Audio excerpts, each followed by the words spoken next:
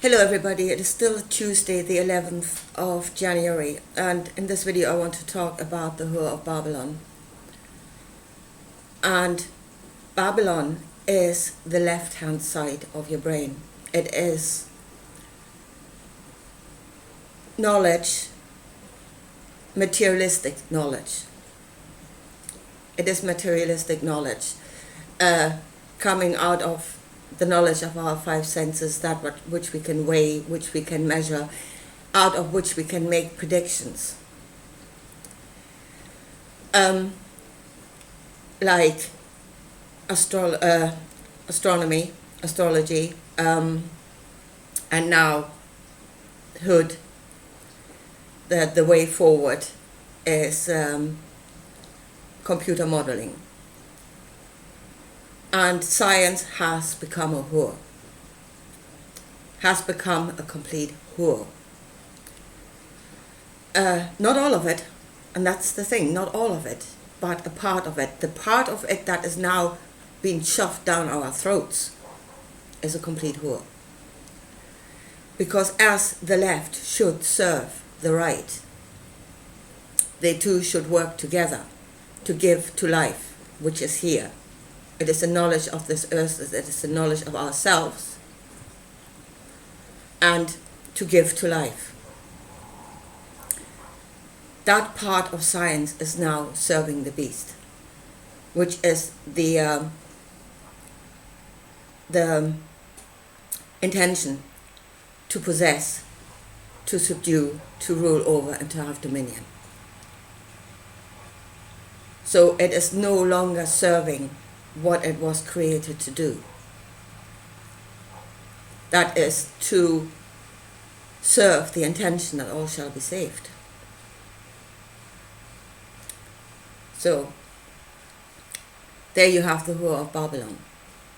Science that has become a Hure because it's serving the wrong intention, and it is becoming rich and is becoming mighty at the moment. And we're looking at the beast and we're looking at the Hure, and we're saying, who on earth can stop it? But, and here is, if you see the outcome, and then if you look at what Jesus taught, yeah? The outcome is going to be that the Hure is going to be made desolate. And she will be destroyed. The beast will destroy her. And it is, when you think at the moment, why is this allowed? I mean, why are the likes of a Neil Ferguson still allowed to make predictions? You know, he hasn't got it right once. And when he gets it wrong, he gets it really wrong. You know, so why is he still there? Why are we still being driven down that way? And it will create worse and worse outcomes. For the very reason that it shall be destroyed, it shall be made an example of. Science will be destroyed. And when they open the pit of fire to throw it in there, they will throw the lot in there. Not just that part that became a Hure, but everything, wholesale. And there again, we're being driven into the extreme, you know, oh, a little part is bad, therefore burn the lot. Burn the lot. That's what's going to happen. There is a lot of science around at the moment in epigenetics and quantum physics. There are those that are already bringing the two sides together. That is the spiritual knowing, bringing it together with the science. This has not yet become mainstream. Quantum physics is not taught in the schools, neither is epigenetics. But the knowledge is there, it has been logged, it has been catalogued. It is in the vaults, so to speak. But it is not yet in the awareness of all. And it will be destroyed before it can become the awareness of all. And we will be driven, and that is again something that is being fostered at the moment, that is being allowed to go forward, and that is the spiritual side of it all, going off on its own, detached from any scientific reasoning, or we're all lovey-dovey and, just believe there's going to be a beautiful future and don't put any reason into that whatsoever. So then, again, we're going to be driven from one side of our brain, which is science, all the way into the other side, yeah? Where we are void, again, of reason. And it is when we are void of reason that we can be ruled over. And reason can only be achieved when the two come together. Pure, true discernment is only when the two can see each other, when they become one, and they both serve the same purpose, which is life. If you look at the book of Revelation, and you see this God coming to rule you with a rod of iron, and he will give you of his knowledge freely. That is to say, he will tell you his perspective of the whole thing. This is how I see it, and this is what should be done. Me, myself, and my will shall be done. And in the end, he is going to be our God, and we are going to be his children. We are going to all become the children of that one perception. We will all live in that perception.